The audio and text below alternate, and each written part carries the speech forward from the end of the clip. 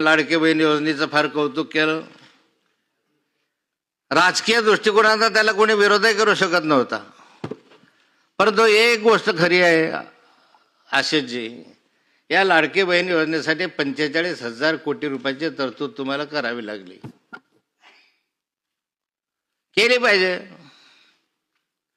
पण हाच 45,000 कोटी रुपयाची तरतूद करत असताना दुसरे 45,000 कोटी रुपयाची तरतूद जर त्या ठिकाणी रस्ते विकासावर, ग्रामीण भागाच्या चर्चेवर, खर्चावर किंवा कृषी खात्यावर किंवा अन्य खात्यांवर केली असती तर बरं झालं असतं, उत्पादन वाढलं असतं. ह्याच्यातनं काय उत्पादन आहे? मतं मिळतात हे उत्पादन. बाकीच्या राज्याच्या उत्पन्नामध्ये, एकंदर GDP मध्ये याचे काय योगदान राहणार आहे? राज्याचं एकत्रित उत्पन्न किती वाढणार आहे या गोष्टींमुळे?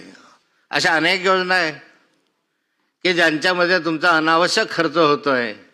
समाज कल्याणच्या माध्यमातून हे करणं जरी गरजेचं वाटत असलं तरी आपले उत्पन्नाचे स्रोत लक्षात घेऊन मग ते करायला हवं.